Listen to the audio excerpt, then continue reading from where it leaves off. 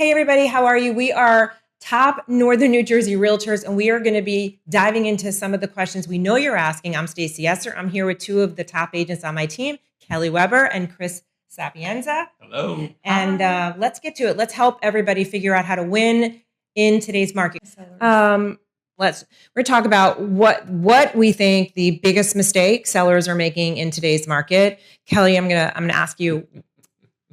Love getting these questions. Okay, the biggest mistake I see sellers making is not being prepared, not having their house ready to go on the market, thinking they could just throw a sign on the front lawn and put it on the MLS and you're going to get top dollar.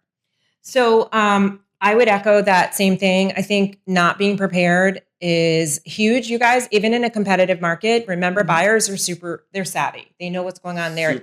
They know what's going on more than you do as a seller. And we're up against HGTV. Yeah. You know, people are walking into homes today and they're expecting, you know, the beautiful walls, the house that doesn't look like it's lived in.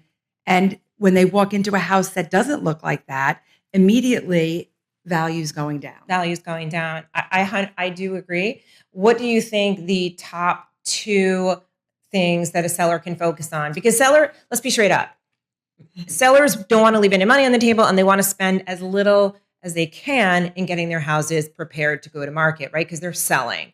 So oftentimes the question that we get is, what are the biggest ROIs with spending the least amount of money? What are they? And mine are always going to be paint and light. No buyer wants a dark house. Yeah. No buyer wants a dark house. So painting and lighting are going to be the top ROIs you can get. Then for me would be decluttering and cleaning. I guess all four are pretty important.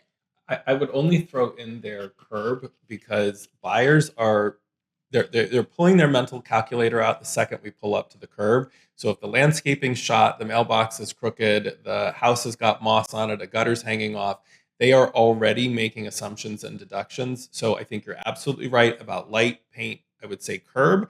And then I think the other thing that buyers are looking for is mechanical maintenance up to date. No deferred maintenance. Anything that's going to be a big cost moving in, like make sure the furnace works, change the filter in the air conditioner. Right, but let me vacuum your vents. Yeah. That's another big thing. Look up, vacuum your vents. Look up. Yeah. I also think there's a difference between luxury and non-luxury. I think what we say when we're talking to our clients is put your buyer hat on. Mm-hmm. To win like a seller, put your buyer hat on. Like literally think like a buyer to win like a seller. So when you're talking about your target buyer, and maybe your buyer is a first-time home buyer, that buyer is going to be very short on cash. They're not going to have money necessarily to invest. So the smallest thing for them could turn into a very big thing. That's where deferred maintenance is incredibly important. As a seller, you can offer home warranties as a way to make a buyer feel more comfortable. And it's inexpensive. It's inexpensive to do that. I just want to touch on one point. It doesn't matter if you're luxury or not luxury. First impressions mean something. So it takes nothing to get the vacuum out. Well, I'm not arguing. I know. I always liken this to going on a first date.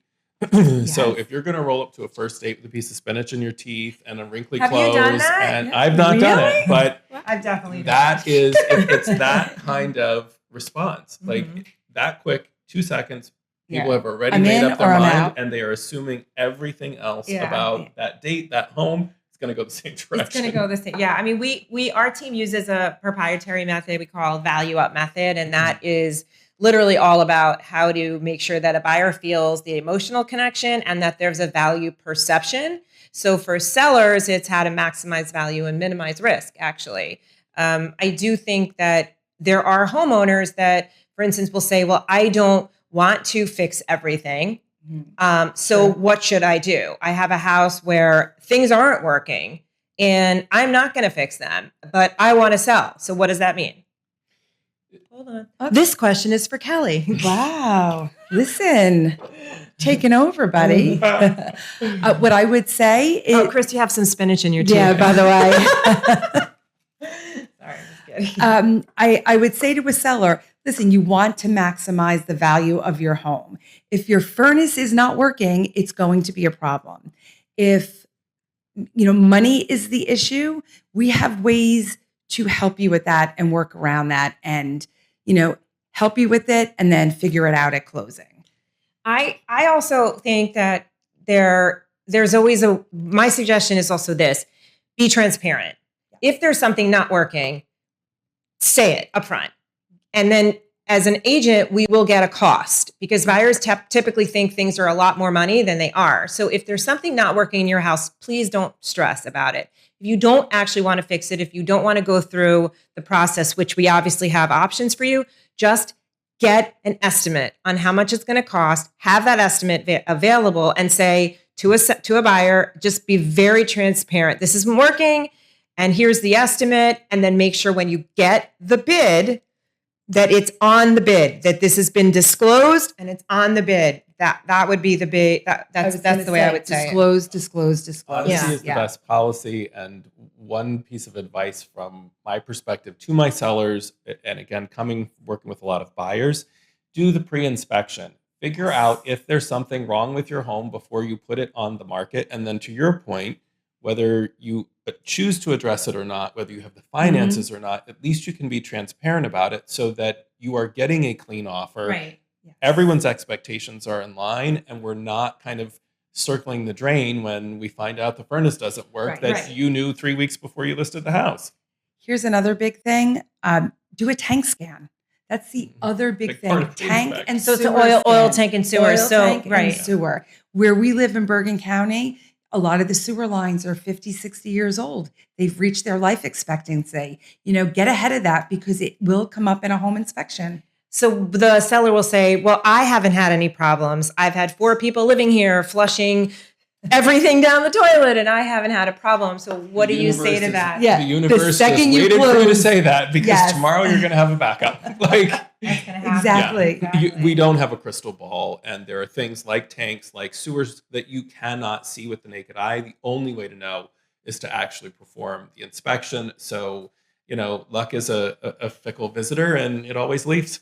All right. What do you say? Prep slow, sell fast. Yeah, and that's our part of big it. thing. I would say the big takeaway here for sellers is prep slow to sell fast, and it doesn't mean you have to close fast. It just means that the shorter houses tend to stay in the market, the more money you make as a seller. So we like to spend a lot of our time prepping a house and helping a homeowner just get that house ready.